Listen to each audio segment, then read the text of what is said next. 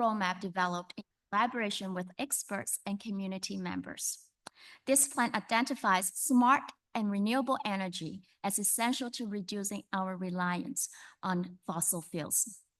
Solar electricity generation plays a vital role in Richmond Hill's vision for a low-carbon future. And that's why we have organized today's seminar, to share knowledge, to spark ideas, and invite more residents to join this sustainable future powered by the sun. And let me introduce to you our dignitary, our Ward 2 Councillor, Scott Thompson.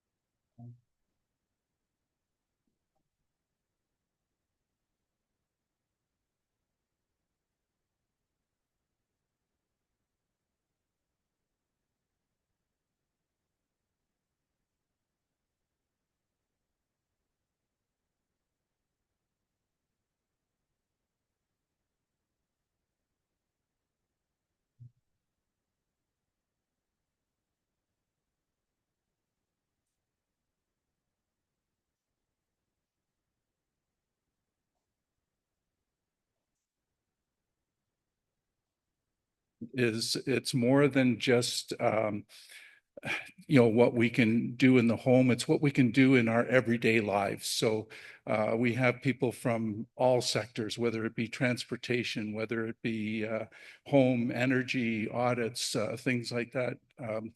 We get everybody out at that. So I thank Climate Action Richmond Hill for allowing me to make this selfless plug, for that event, and enjoy what we have for presentation today. So thank you for having me. Thank you, Councillor Thompson. Thank you. Before we move on, a few housekeeping items. We are recording this event online. There are washrooms, and accessible on-gender washroom is just behind me. You can take this door and then walk around. Then you will see the accessible washroom. And if you walk upstairs, you'll see more washrooms in the hallway. Let me present a land acknowledgement. We are gathering on lands that have been home to First Nation peoples since time immemorial. They have both a physical and spiritual connection to the earth. The nature of this tie is not one of ownership, but of stewardship. As the earth warms and the waters rise, Indigenous communities are at the forefront of climate crisis, from James Bay to Nunavut. May we walk forward together in the spirit of collaboration and respect to build a more sustainable and equitable future for all. Let me now ask our panelists to come forward to the table. Can I have Derek Lau? That will be your seat, and then followed by Audrey and Mr. Peter Davida, and also Mr. Derek Power. I will introduce each panelist before they give a brief talk on their work and solar energy. And then I will open the floor to questions. I will try my best to moderate the time and may have to extend the Q&A session if necessary to ensure we have a meaningful exchange. So let me introduce our first panelist, Derek Lau. He's the City of Richmond Hill's Project Manager of Climate Change and Sustainable Development, who is contributing to the development and implementation of municipal climate change mitigation and adaptation actions to support the reduction of greenhouse gases emissions and increased resilience to climate change impacts. So, welcome, Mr. Lau.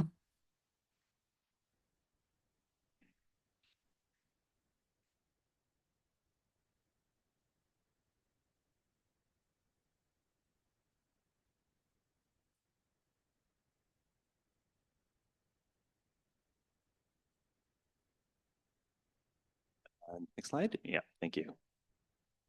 Yes. I'm good. Okay.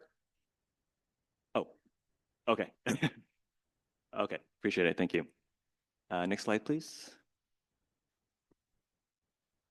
All right. So through a number of vulnerability studies that have been completed for the city, Richmond Hill is anticipated to be impacted by weather events from climate change. And our top climate risks include more intense rainfalls, heat waves, and more frequent ice storms, windstorms, and freeze-thaw cycles. So these impacts not only impact municipal infrastructure, such as our roads, parks, stormwater ponds, as well as property, such as the buildings and the grounds that we're on, as well as operations, such as planting, repairs, and removal of debris, but it also impacts the community as well as homeowners here in the city. Next slide. So the two main climate change action pathways are mitigation and adaptation, which are applicable here in the city. There are many examples of actions being done both by the city as well as residents in each area, and there's many of these actions that align with uh, uh, programs and operations completed by the city. And I'll just highlight a few. On this slide, you can kind of see the two lenses, both mitigation and adaptation. So there are examples of the forest, which in the city we would be tree planting and building up the city's urban tree canopy. Buildings, we're trying to look at designing and incorporating sustainable design features in both retrofits and new developments. Related to water and energy, we're speaking to water and energy conservation, as well as alternative energy opportunities, which include solar power, which is the topic of today's seminar. Looking at sustainable transportation, so shifting towards more sustainable modes of transportation, including walking, cycling, and transit. And there's some actions that are actually in the middle that straddle both mitigation and adaptation. And we can take examples such as green infrastructure. So managing both the city's assets, including nature-based solutions, such as stormwater ponds that are based on nature to clean the water. Next slide, please. So the city's Resilient Richmond Hill program is aimed at both mitigating climate change by reducing greenhouse gas emissions, as well as adapting to climate change by preparing for and dealing with the impacts of extreme weather. The program, which is comprised of the council-approved Community Energy Emissions Plan, Richmond Hill's Path to a Low-Carbon Future, the Climate Change Conversation Toolkit, a guide to talking to people in your life about climate change, as well as the Corporate Climate Change Framework, which provides direction on both objectives, goals, and actions from both the corporate and community efforts to support the overall goal of net zero emissions by 2050. This is complemented by the Greening the Hill program, and both the Greening the Hill and Resilient Richmond Hill program are aimed at community actions and reporting on additional matters, and these comprehensively form the core climate change mitigation and adaptation actions for the city.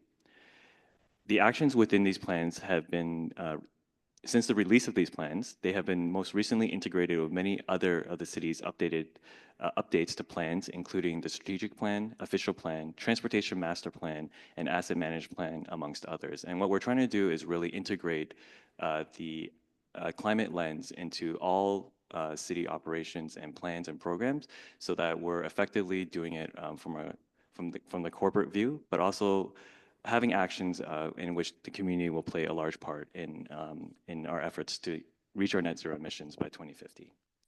Next slide, please. So this, a closer look at the Community Energy Emissions Plan. This was approved in 2021, and it has a time frame of the year 2020 to year 2050. Again, the plan has a net zero goal by 2050, and it provides a pathway that will help transform Richmond Hill into a thriving, resilient, low-carbon community with a diversified and strong economy. The SEEP itself is divided into 7 program areas, and there's 29 program area-specific sub-targets within the plan. Next slide, please. This chart provides a visual representation of where our emissions reductions are aimed at. And you'll see on the right-hand side are the 7 program areas that I mentioned previously. Buildings and transportation represent the 2 largest emitters, but also represent the 2 areas with the greatest opportunity for greenhouse gas emission reductions. And this is where the city can focus priority mitigation actions as a municipality. Next slide, please. So how does increasing solar power help the city? Within the 7 program areas, there's actually 3 that speak specifically to and intersect with solar power. In the area of efficient buildings for both new and existing, it's looking at improving energy efficiency and switching to electrical power to power water and heating, as well as considering renewable energy solutions for both new development as well as upgrading end-of-life equipment. Under smart renewable energy, we have a goal of having 50% of buildings in Richmond Hill having rooftop solar. And we're also looking at other areas, including parking lots by 2050. We're also looking internally at the city and reviewing locations of municipal properties to add solar power generation. And finally, under the program area of municipal leadership, it's really promoting climate education that supports the reduction of greenhouse gas emissions, as well as energy consumption, like seminars like today. Next slide, please. So bringing this down to a resident level, what can you do? So there are two main areas, as mentioned, mitigation and adaptation. Number one, managing and adapting to extreme weather. The city has information to help residents prevent and prepare for extreme weather events that pose a risk to property as well as safety, such as flooding, heat, and emergency preparedness.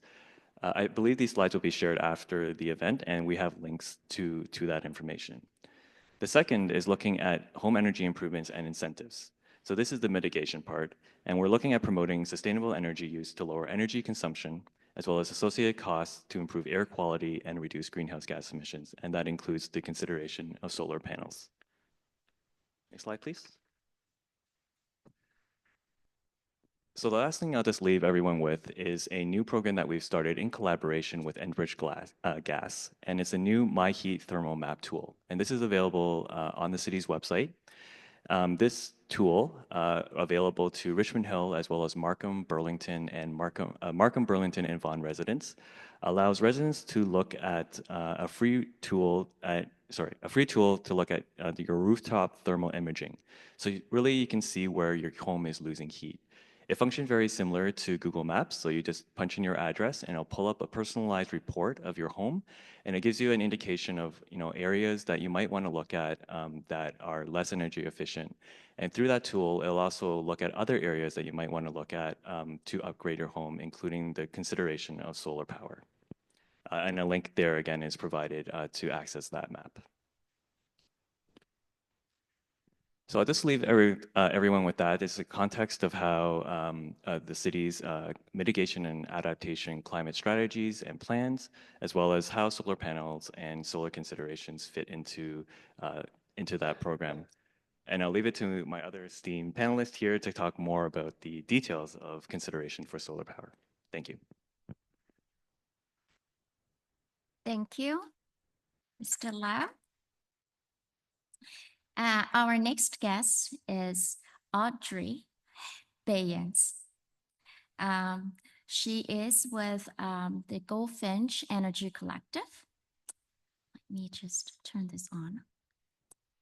And she loves being on the leading edge of technologies, including home energy.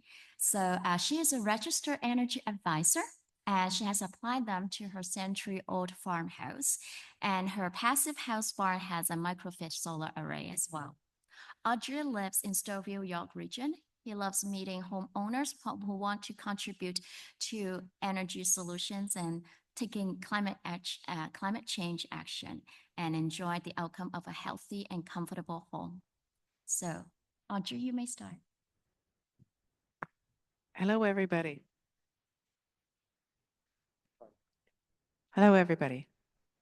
Thank you for having me here. I've been a part of Goldfinch Energy Auditor Collective for about 2 years now, and have had such a good time meeting homeowners who are passionate about how they can find ways to bring their house forward into electrification. Our goal is to help everyone understand why electrification is important in this day and age, and to begin the journey of not using fossil fuels. And it can be an old century farmhouse, as mine is, or it can be a brand new passive house, very modern in design. So all homes can achieve this goal. I think the most exciting thing for me has been, in the last 2 years, realizing that even those double red brick homes in Toronto that are built in 1910 can achieve a net zero status and contribute to the 2050 goals of Richmond Hill and Toronto toward a net zero cities. So what we do as energy auditors is to do a report for your home that demonstrates the series of actions that are needed by the homeowner to achieve net zero. We deliver them to you in such a way that you understand the process that you should do them and the order in which you should do them so that it's the most effective way to manage this project. So if I were to talk about solar, the idea behind solar is to generate enough electricity that you need to operate your home. So before you do your solar, you would reduce as much of the energy usage in your home and then calculate what you need at the end of the day, including charging your EV. And then you install your solar so that you have net zero and that you're not producing more solar than what you need. So those are the kinds of things that an energy auditor helps you understand: the process, the order of steps, and how to reach your goal of net zero for your home. I look forward to helping people in Richmond Hill. I've already got some previous homeowners here in the audience that we were able to help, and it's just so joyful to see the changes that can happen even through small steps. So looking forward to talking more about that with you.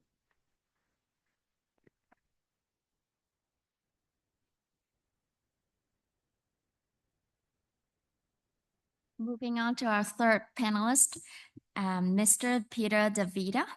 He is a professional engineer and a proud homeowner with solar panels. Peter is the president of Engineers for the Professions, which began in March 2021.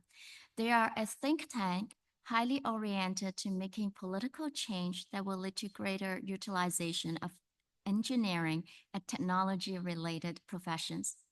Their objective is to make technology strategy a core objective of government policies.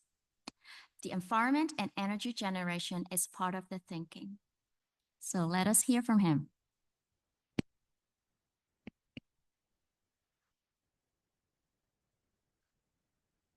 Are we getting the slides up? Well, good afternoon, everyone. It's always a pleasure to address Richmond Hillites, and this is adding to that pleasure. So that's my house. It has solar cells on it. I will be talking about the solar cells and how to actually calculate how big a system you need. So Audrey was correct. You don't want to put too big a system in because you won't get the return on it. Before I do that, I want to talk a little bit more broadly about why are we actually here? What's all the fuss? So this slide, I think, is a really good example of what's been happening to the Earth. This is the Arctic sea ice decreasing. It's decreased by over 70%.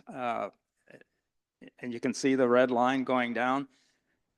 You don't absorb or use that much energy and expect it to simply turn around. So there is a major impact on what's going on the Earth, and it is related to humans. We've been putting a lot of greenhouse gases up. So as these come up, it's warming, it's us, we're sure. Next, it's bad, and we can fix it. So as an engineer, that's what I've been focusing on. And so what can we actually do? So climate change is in fact real. Derek Lau talked about the SEEP program here in Richmond Hill. I have some slides that are the same as his, so we'll skip those when we get to that point in my slide. And we'll move on to what is solar PV all about. The next slide, please. That's me. You can get a copy of our slides and read that in detail. Next slide, please. So solar is part of the big picture because it allows us to use the sun's energy to create electricity. And as much as we do that, we can reduce using fossil fuels that we would otherwise use. So heating our home, air conditioning, etc. Next slide. This is an overview of where we stand as a country, how much energy we use. In terms of greenhouse gases per person, Canada is way up there, 22,000 kilograms. These numbers are a little bit dated, but they're not significantly changed from the date that we have up there.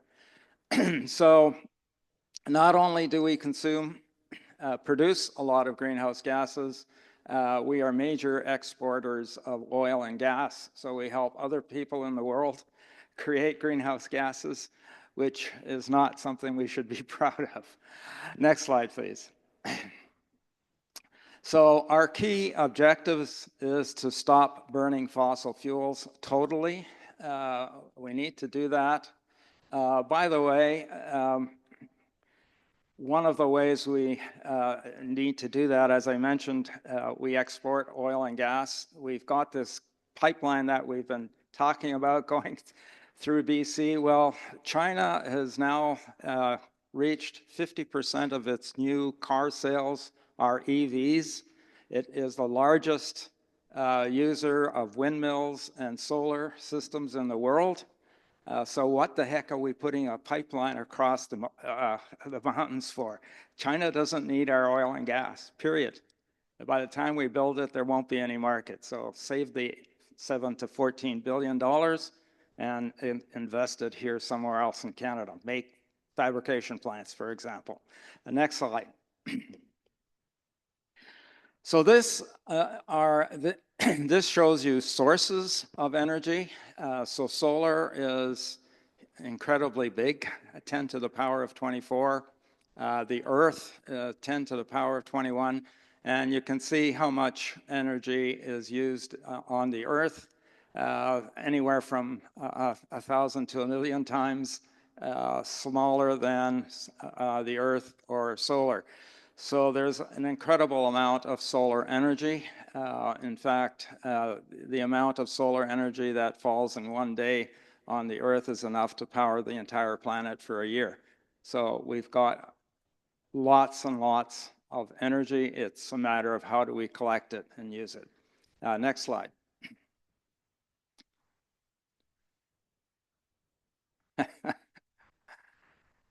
We need a remote control here.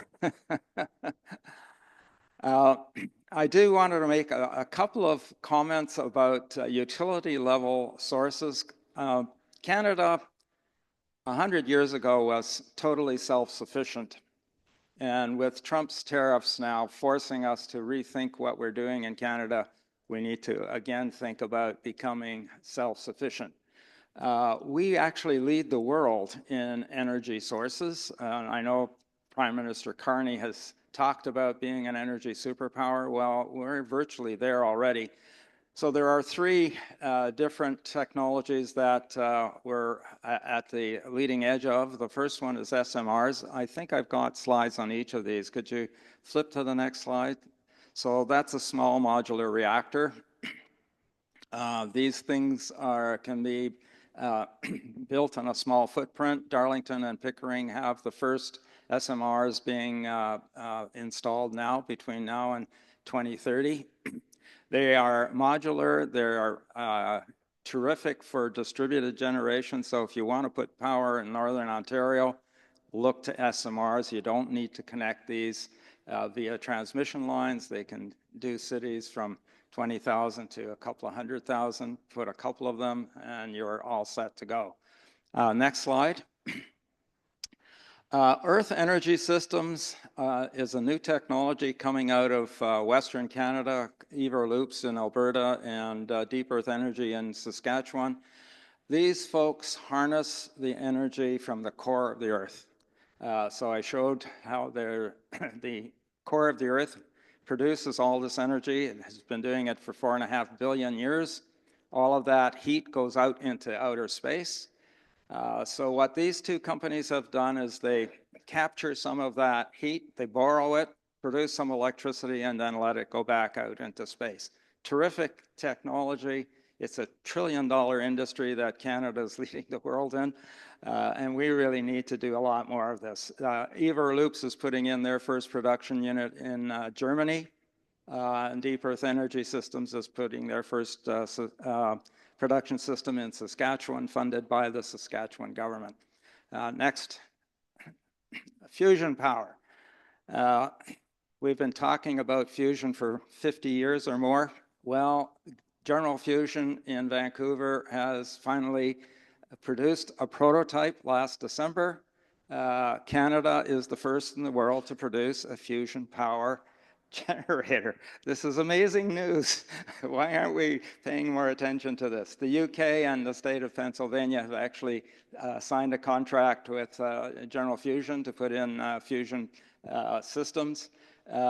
This potentially could reduce the cost of electricity by a factor of 10. So just imagine what you could do if your electrical energy cost 1/10 what it is today. Next slide, please. Derek has talked about these, so just flip through these slides quickly. You can see what Derek has talked about. This is some of the solar history and how much solar has been installed in the world. The cost of solar power continues to decrease. It is now the cheapest electrical energy source. Wind is next. So from a cost point of view, these are terrific technologies to put in. Next. So I want to talk about a little bit about how solar works, and then let's talk about how big a system do you need to put in. So in essence, the sun energy hits a solar cell. The solar cell is made with semiconductors. I'm not going to give you an engineering talk here, but those solar cells convert the photons from the sun into electrical energy, and then we make use of that electrical energy. We had a FIT program, which actually paid us an exorbitant amount of money if you had put one in. I did put one in halfway through the program, so great, I've got a FIT program. That does not exist anymore. What exists is net billing. That's what Audrey talked about. So in net billing, on an annual basis, you're trying to average out how much solar energy you create versus how much you actually use. So you want to balance those out. So I'm going to show you how to actually do that calculation. Next slide. That's basically showing you the way the solar cells work. Next slide.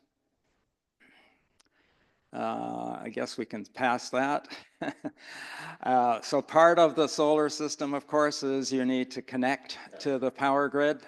So these are the meters. There's 2 meters needed, one for the energy that you buy from the local utility and one for the energy that you sell to the local utility. So there are 2 meters in place. Next slide. That's the actual diagram. If you're interested in electrical engineering, there it is. This is actually on the meter. It's permanently etched in. Next.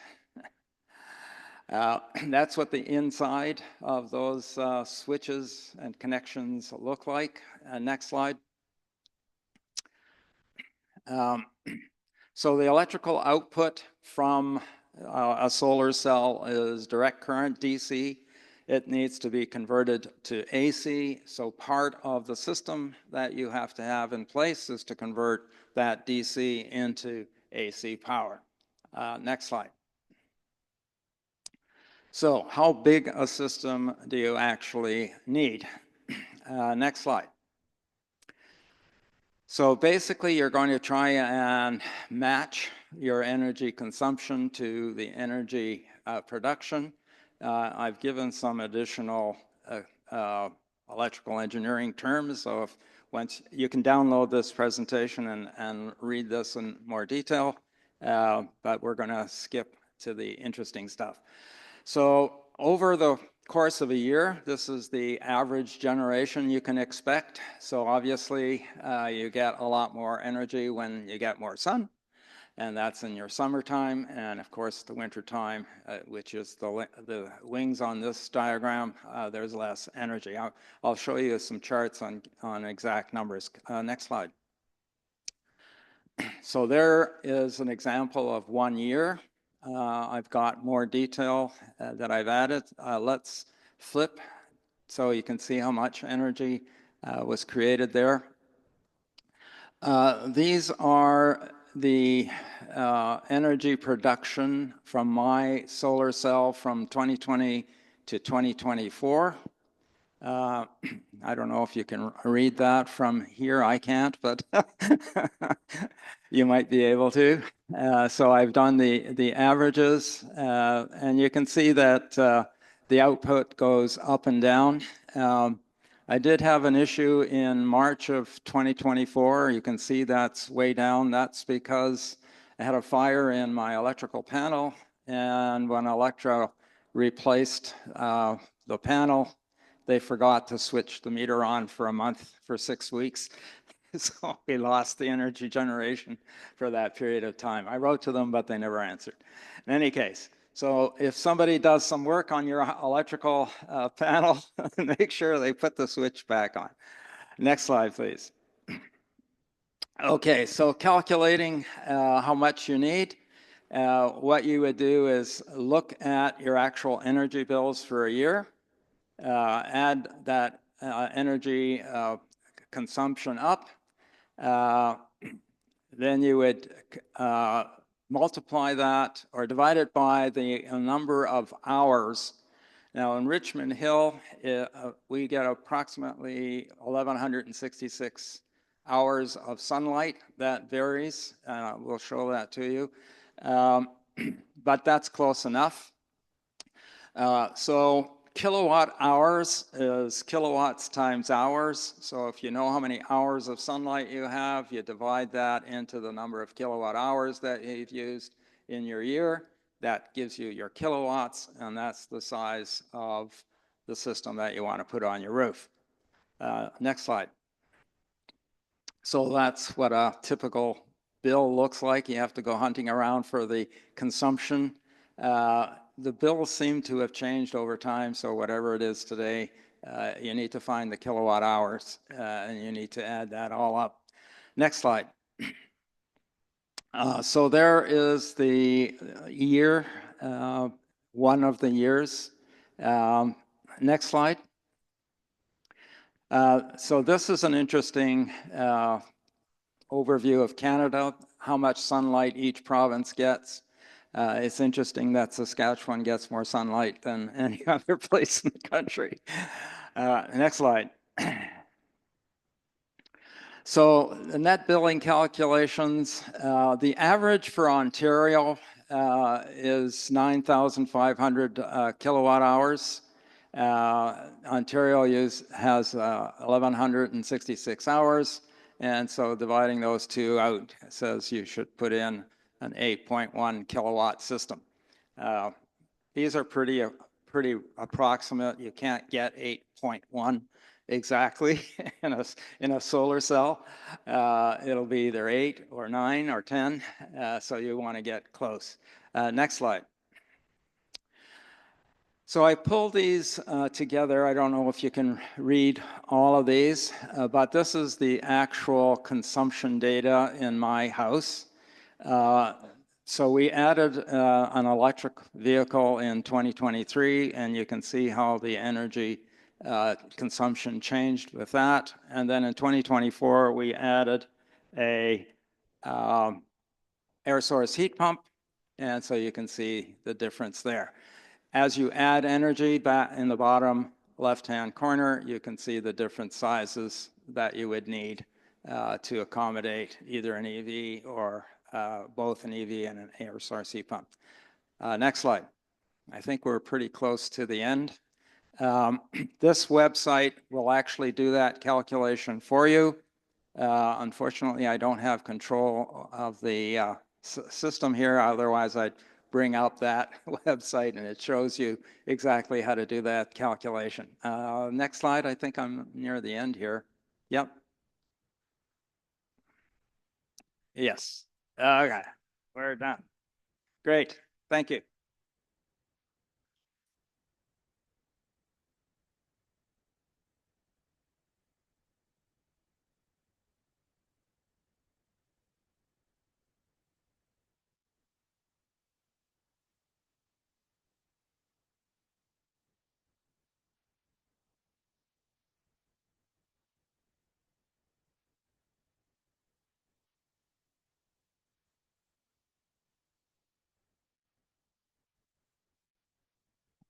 Sorry, I normally have a loud voice. Thank you very much. My name is Derek Power. Been doing solar for 18 years now. I've done a lot of jobs in Richmond Hill. I actually did the Stoico hockey rink like 15 years ago. There's a little 10 kilowatt array there. I think it's still pumping out. The beautiful thing about solar is that it's actually proven technology and it's fantastic. And what I'd like to state today is about where we are right now in solar in the industry and the province, which is the most important, is now the province has teamed up with what I believe is us and said, listen, let's get solar everywhere. The 2050 goal is amazing, but we can get 2030 is more what we should be doing. And with the rebates that the government has put out, the four governments put out, what they've done is unfortunately, they've gotten rid of net metering and the FIT program. Now the program is called Behind the Meter, and we'll have a little bit of some information coming up. So the goal now is to have a small solar array and battery backup in every house and every business in Ontario. And that is exceptional. If you want to do a little digging on me, you can Google me and Premier Smith, and you'll see that I had it out with her at the Pembina Institute about this exact same thing a year and a half ago. And now it's happening here, and it is amazing. So I used to say, hey, go and do energy audits and get everything done before you do solar. But now with the rebates and the benefit to our electrical grid, do solar and batteries right now. It's going to keep our costs low as citizens because we're going to have enough power and storage to be able to offset the need for SMRs and everything right now. SMR are not coming tomorrow. They're wonderful. 25 years, I'll be 75, I'll be 80 years old. I'm not waiting 25 years. And I don't think we should be waiting 25 years. I really think that we can take a look at what our cities are doing and then what we're doing at a residential level and what we need at a residential level. And what we need at a residential level is security. And that's called a battery. Because what we're having a big problem with is, and we just saw it, 350,000 houses didn't have power for up to 2 weeks. It's completely unacceptable. Many of our population have CPAPs. We depend on electricity. My first 5 years of doing solar was mainly for diabetics and people who had medical machines at home. And we put in battery systems.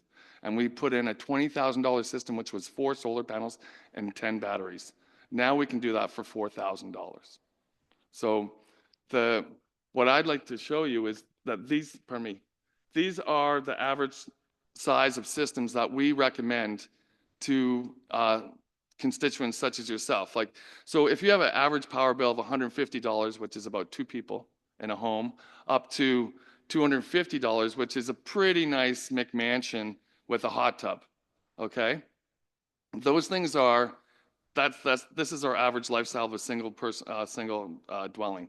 So we believe that you can take advantage of the rebate for the $150 bill and get your bill down to about $70, which is pretty considerable. You're not going to eliminate your power bill because we have carrying costs and rate riders, and that's on us. We, as a society, own our power companies, so we have to pay for the power lines that we use and the transmission lines. The more we produce power at home, and the more storage we have at home, the less we have to upgrade those lines, which costs anywhere from $7,000 to $15,000 a year just to maintain. We have 118,000 kilometers of power lines just within this area. So that's a lot of cash that we're spending on our power lines. So if we can eliminate the strain and the need to produce power far, far away and have it at home, especially for the peak power time, which is now the Ford government is pushing, which is the smaller arrays and the bigger batteries, that's critical. So in the morning time when we get a rush, that costs us a lot of money as society. And then from 4 to 7 in the evening when we come home, we either kick on the aircon or we kick on our electric heaters. That costs us a ton of money. In all reality, if we want to do science, we would have solar panels that faced east in the morning and faced west in the evening. And who cares about the midday generation? We have a nuclear power plant rocking. That's true science right there, if we want to do it. I'm not that guy. I'm the guy who's like, let's reduce our costs. Let's eliminate the need for fossil fuels because it obviously is causing damage. But the reality is like, this is a moneymaker for all of us. Like there's no need for us to 2050. That's not a goal. Tomorrow is the goal. Now is the goal. And that's what we have to do. And with the rebates from the Ford government, we are again now leading like we were with the FIT program that when the Wing government was doing it. None of these programs are perfect. Everybody's going to have a problem. But the reality is that this one is a rocker. This gets batteries at people's houses. This can get batteries at low-income housings. The program is really aimed at municipal housing and everything. I think it's fantastic because we're as strong as our weakest link. And if we don't get those people the support they need, then we're just mean, is what we are.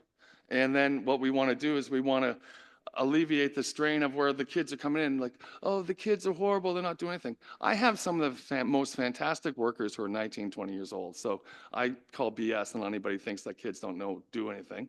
But the reality is those are the people we need to empower and put in these positions. So we have the ability to go out there right now and be champions ourselves and get these amazing savings going. And if you want to be an investor, you can go invest in. There's tons of bonds out there to do this. You make returns of 9%. That's amazing. So we need to really like not have a kumbaya moment. We need to have a moment of like, okay, here's the true cost of it. We have the ability to leapfrog everything that's happening right now and not wait till 2050. Like that breaks my heart when I see 2050. We need it like tomorrow. So I'm open for any questions. Like I'll be doing solar for another 25 years. And I really believe that, you know, Richmond Hill has got a great opportunity to lead not only as a municipality and put solar in all their buildings by 2030, but every resident should have a solar array and a battery backup. And there's many, many sizes. It's not a traditional lock it on the roof. You can have one that you can pick up off unfortunately, Amazon for like $500. It'll run your sump pump and your refrigerator for 2 days in a power outage. That will save you tens of thousands of dollars. You go to your insurance company, you tell them you have a battery for your sump pump, they'll take money off your premium. Like it's kind of a no-brainer. Before, like I said, I was like, go and do your windows and everything. Now it's like the opportunity is like, you know, keep a sump pump ready, CPAP's ready, refrigerator ready. Those are all the critical things that we need right now. And it's unfortunate, but I truly believe like we need to lower our costs as a society and do our part. And then we need to make sure that when trouble happens, we're able to be safe and go and help people and not worry about ourselves because we're already thinking about it. And that's what we have as Ontarians have is like, we're the richest people in the world. Like I've lived all over the world and I've never felt like so lucky in my whole entire life. Is every time that I say that I'm from Toronto, the GTA, hands down. So the ability to put solar in your house is a no-brainer. The ability to support solar in your community should be like mandated. And the ability to do it at a residential level is easy peasy. It's set it and forget it. I have some equipment here that I want to show you about the solar arrays because the equipment itself is great. The real thing, and I'm just going to get into a technical thing here, and my ADHD is really kicking in, is that the biggest problem with solar is animals, and they eating the wires. The wires made out of corn. The cover is made out of corn oil. So it's amazing. I brought some wires here that have been stripped by squirrels to show how it's done, and then we have like a wonderful, we call it critter guard, squirrel guard. And that is mandatory for solar arrays now. Before you didn't have to have it. So traditionally, when a solar array would go down at a house, I'd be like, do you have squirrel guard or not? And the answer would probably be no. And then we would have the proof once we pull off a panel that all the wires are completely stripped, and that causes arc faults and everything. Fortunately, the systems are really well designed, so an arc fault is not going to burn down your building. What's going to happen is the fuse that it's connected to is going to react, and it's going to shut it down and send you a warning saying you have a panel down. There's been very few incidences of solar. It's really just reverse polarity, which was an old problem years and years ago. So I'm open for any questions.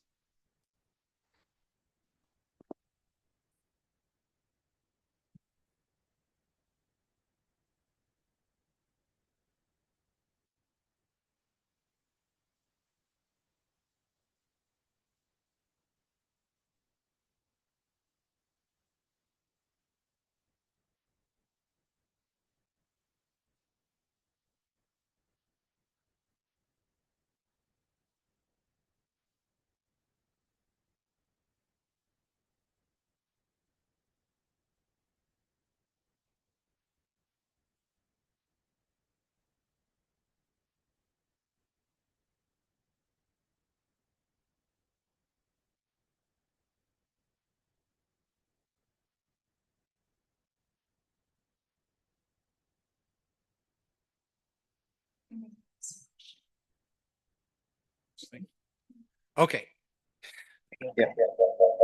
So, Don't turn on this is video. for you, the last speaker there. I'm paying about $150 a month, I think, for my electricity. So over 10 years, that's $18,000. You want me to spend $20,000. And it's probably only going to last 10 years. And in that time, I got to replace my roof. How do I replace my roof?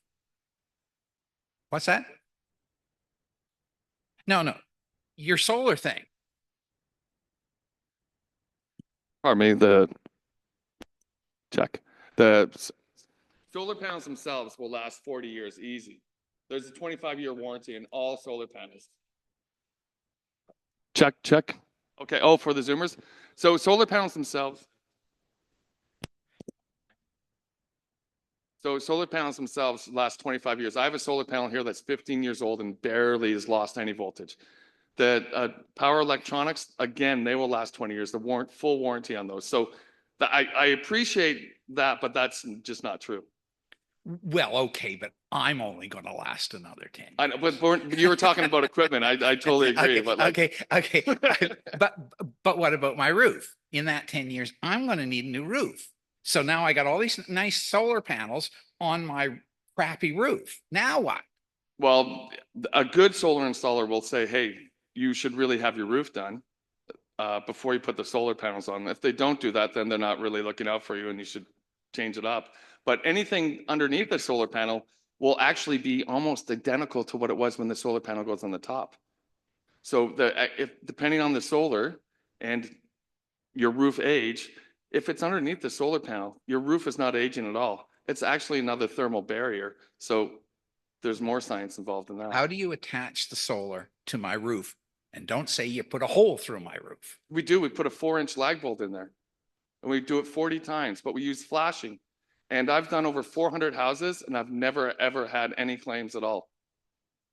Okay, that's impressive. All right. I have the okay, same all right. insurance company.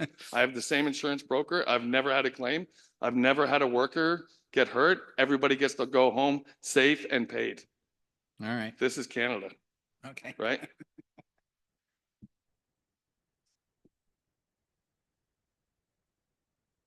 Hi.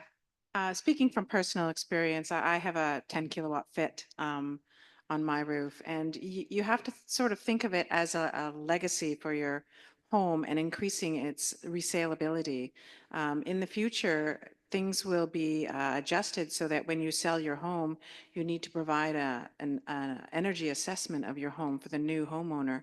It's going to be part of a legal process coming forward in the next few years. So what you're doing is you are future-proofing your home for a better resale because everyone will be working toward complete electrification of their home and the ability to be net zero. So it's an investment in your greatest asset, which is your home, and you are demonstrating a lifestyle change that's very important down the road. So that's why the longevity, it might outlive you, but it will continue to live through the new owners of your home and be of benefit to everyone.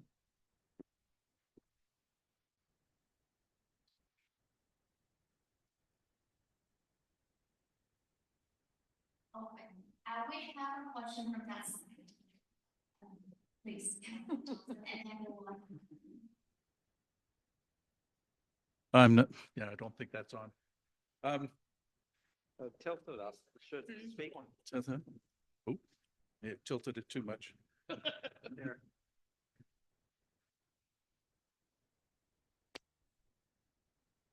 Take it. Okay. Oh, there we go.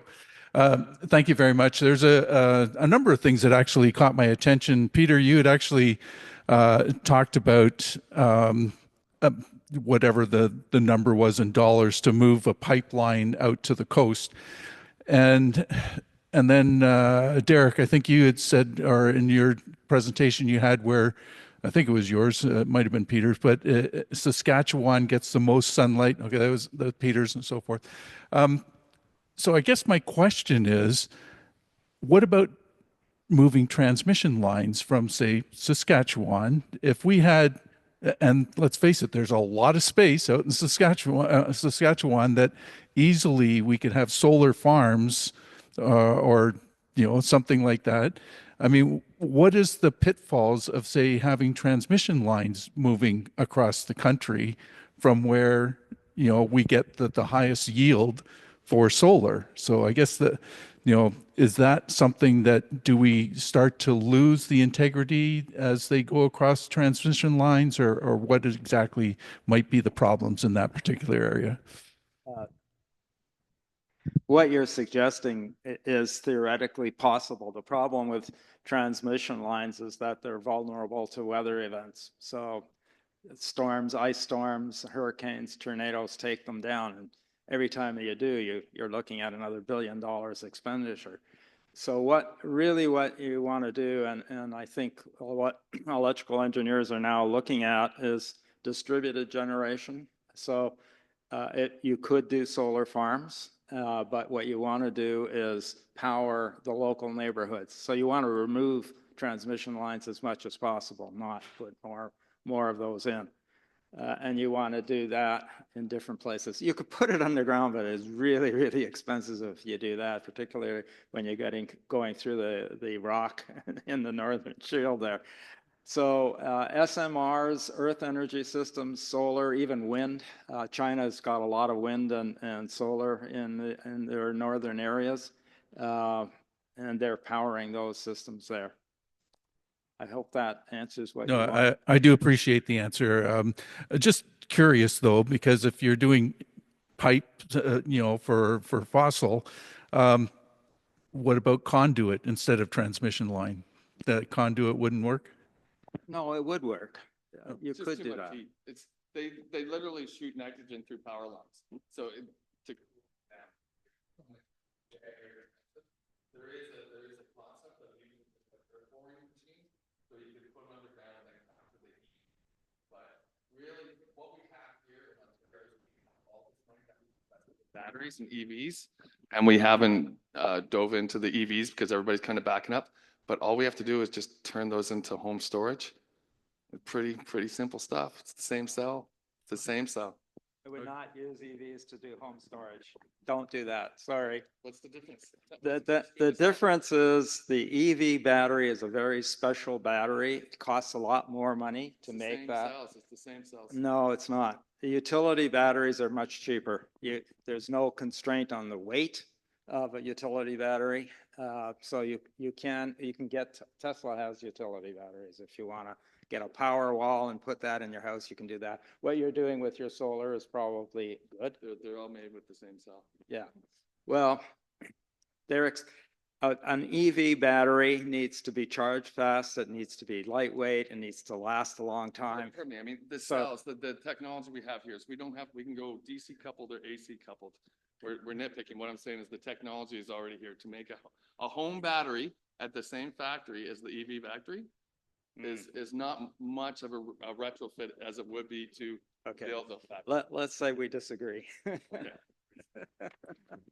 another question, Laura? Like to what you're saying, right? There are other different technologies, whether it's, you know, the materials they're using, whatever, where you, again, when you don't care about weight and you don't care as much about size, Right.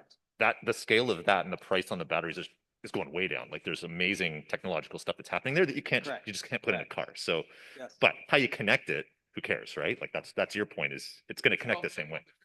Yeah. It's already here. No, it's do it already. awesome stuff. Just love, you know, great panel, great job everyone to bring this together, like from hitting it from all the sides. Like just love to hear this. Like there's so much opportunity for us to, you know, like people have come so much from the nannying, like you got to save energy kind of perspective on it, when this is opportunity. Like this is, you're making a great living and employing a lot of people doing this, right? And all of you guys are, you know, doing different parts of this as well. Like we should be a power from that perspective. And this is part of the future. But my particular question is, I live in a townhouse complex, condo townhouse complex. Like I would love to put together the package plan to get this on the reserve fund, you know, for the future, to put this together, because the bulk power of that, you'd rather install 100 of these in one place and keep your team there forever, right? And we can get economies of scale. Like, have you done anything like that? Is there anything that has approached you on those perspectives? Any of you from the team? Because I know a lot of it's, you know, more, it's a lot easier to get one house moving than it is to get all of our homeowners and you know, get that all on side. But Yeah, I've dealt with a lot of stratas and home associations, and you need a champion is the first and foremost, and then you need a really great business plan because it's other people's money. But essentially, it can totally happen. Where we approached it is at the common area, right? Like your elevators and everything, we're not going to back those up. this You is need townhouse. 30 So kilowatts. we're all individual townhouses. So you have separate entry. an amazing roof. ability for community areas, and then on your rooftops, we've done one at a design for at Steeles here, and it's about 40 houses, and it's just 3 kilowatts a home, but it actually really adds up. And when you can use microinverters, so it's really not complex to add it into each home, especially with behind the meter. The goal right now is no longer net metering nor generation to export. It is just behind the meter, strictly to use at home to offset those peak times, which again, I think is the most amazing thing for solar installers and also for our community at large. It's just great because we're looking just to deal with ourselves. We're going to pull that log out of our own eye before we pull the splinter out of somebody else's, I think is the term. Cool. So any other comment from the rest of you on that, or all good? We have some pictures, so if you want to join us afterwards, we'll show you. There has been a lot of thought about doing what you're talking about for EV chargers as well. Yep. So that all kind of rolls in. Yes, pursue what you're pursuing. Okay. It's the way to go. We need to do that in all of our large buildings, apartment buildings, condos, etc. Yeah, absolutely. I may be reaching out. So. I think we have another question from the lady behind you. Okay, please go ahead. So on the same topic, does the city and does the province or does Enbridge have anything for condos, or is it just for individual homes as far as the rebate? There is for multi-residential buildings, there is incentives for that. That once again, it has to go through the strata, and we can initiate that with you. Electra and Toronto Hydro are being very proactive now, so they actually have consultants within their departments to help you, and we can help you find one of those if you like. So it is possible. You just need. It is possible to get some help. Yes, most definitely. With a condominium. I'm in a townhouse too, a condo townhouse. Yep. My board, you know, there's like most people, they're pretty laissez-faire about all this. So if we get any help to get them going, we need you know, some kind of rebate going. Yeah, and we'd love to help you. And the power companies now are truly being very proactive, which is amazing.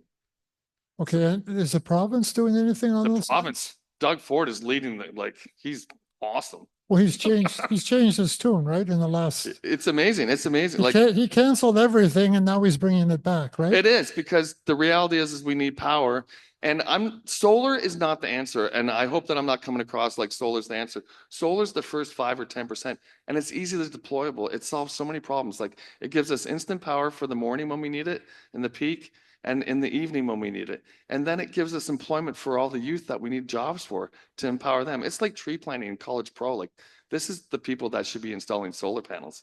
We should be empowering like every college kid right now to go out and put solar panels on there. We need to support more solar companies to do that, but that's really what it is, because there's the ability to do condo boards, there's the ability to do your parking lot, there's the ability to light up your parks. Like, there's so much we could do with solar and distributed energy resources by making power at the source and storing at the source. It's really quite amazing. Now, also a related question, like a building like this, I'm associated with a different location, but what is the government and what is the city doing to encourage places of worship? Praise the Lord, they're very positive on that. Like, they're actually, the religious institutions are one of the biggest users of renewables in all of Ontario. Mhm. There's tons of churches with crosses made in solar panels. I love it. I think it's super cool. But a lot of churches have taken advantage of the earth ground source heat, like the pump, because this is such a hard place to heat. With the beautiful roof here, this would be an amazing place where, you know, you could share it with your neighbors. That would be a very clever thing for the power company to do. It's possible with technology, but in reality, there's lots of rebates for religious institutions, nonprofits, BIPOC, you name it. There is so much support out there. For solar. Yeah, and like on the marketing side of it, on the education side of it, like really great stuff to not just help your community, but to help other communities. And that's what we need. We need some community members to do it and then be like, hey, look at our building, and have an open house and be like, this is how great it is here. Yeah. And I think that's the next step. Now, is Derek, are you available to come to other meetings, like say religious institution once has a board meeting? Can you come and talk about the city's plans for the environment? We're definitely, a lot of the information that I actually just presented is available on our website. But if you do need anything specific from the city, you can always contact us and we can get in touch with you to see what the best way to communicate the information is. But a lot of it is available. We do come out to a lot of the events that are going on around the city, which capture thousands of people at the same time. But we're more than happy to connect with you to see if there's an opportunity there to pass on some additional information. Okay. All right. Thank you. By the way, We will there's, go to- hang on, there's a organization called Greening Sacred Spaces. Are you familiar with that? Yes, yes. Yeah. No, Okay, Greening Sacred Spaces will help you educate your congregation and give you funds. This is the last question we will take from the floor. Oh, thank you.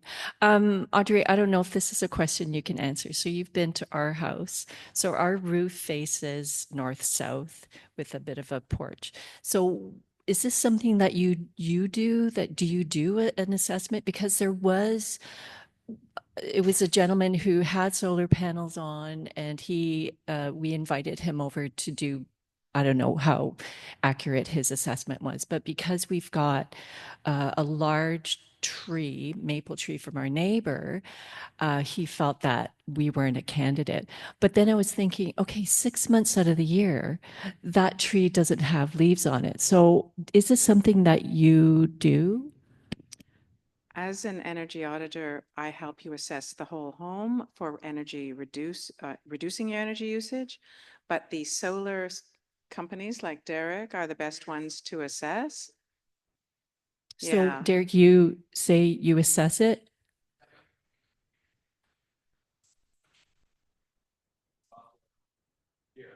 Yeah. So Derek just said you have the software to do it. Okay. Yes, anybody who needs a building assessment, commercial, residential, we have a little flyer that you guys can have. We're going to offer everybody 10% off if they go solar with us.